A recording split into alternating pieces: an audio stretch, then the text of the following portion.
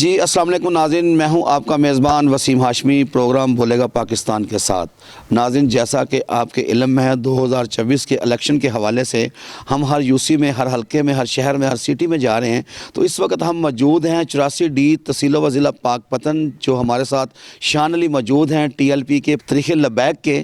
تو یہ جوشیلے کارکن ہیں، ان سے ہم بات کریں گے کہ یہ اپنے خیالات کا اظہار کریں گے طریق لبیک کے لیے یہ کیا جذبات رکھتے ہیں۔ جی السلام علیکم۔ جی وعلیکم السلام سر۔ شان صاحب کیا حال ہے؟ جی اللہ کا شکر سر، آپ سنائیں ٹھیک ٹھاک ہے؟ شان صاحب، آپ کے سامنے الیکشن کی گہما گہمی جو وہ عروج پہ ہے، تو سب جماعتیں میدان عمل میں آ چکی ہیں، تو طریق لبیک ٹی ایل پی کے حوالے سے آپ کیا کہنا چاہتے ہیں؟ جی انشاءاللہ ووٹ ہمارا ٹی ایل پی کو جائے گا، طریق لبیک کو جائے گا، اور انشاءاللہ اس دفعہ طریق لبیک ہی آئے گی حکومت، طریق لبیک ہی آئے گی، انشاءاللہ ضرور آئے گی۔ یہ ہم نے چوروں کو ووٹ نہیں دینا، یہ 75 سال سے چور حکومت کر رہے ہیں، اور ہم پاکستان کے لیے انہوں نے کچھ نہیں کیا۔ اپنے بینک بیلنس بنائے، اپنے باہر انہوں نے کاروبار کیے ہیں، پاکستان کے لیے انہوں نے کچھ نہیں کیا۔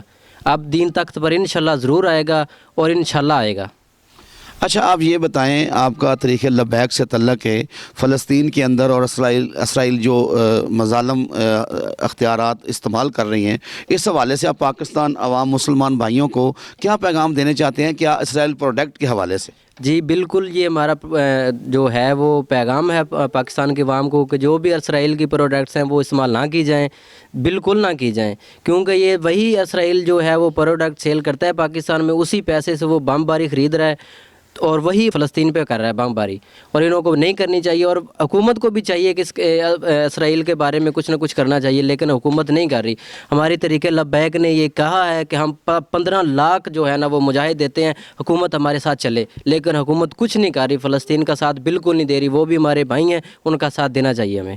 جی ناظرین، آپ نے سنا کہ یہ ہمارے ساتھ ٹی ایل پی کے جوشیلے کارکن شان علی موجود تھے، جنہوں نے یہ کہا کہ پاکستان کے اندر مختلف جماعتوں نے 75 سال سے پاکستان کو گھن کی طرح کھا لیا، لوٹ لیا، بینک بیلنس بنائے ہیں، اور جو انہوں نے منی لانڈرنگ کی ہے، اس حوالے سے سبھی بات اس نے کی آپ سے، اور ساتھ میں انہوں نے یہ بھی کہا کہ اسرائیل کی جتنی پروڈکٹ ہے اس کے ساتھ ہمیں بائیک آؤٹ کرنا چاہیے، کیونکہ ہم اس کو پروموٹ کریں گے، اور وہی اسی پروموشن سے، اسی کمائی سے وہ ہمارے مسلمان بھائیوں کو فلسطین کے اوپر وہی اسلحہ بمباری استعمال کر رہے ہیں۔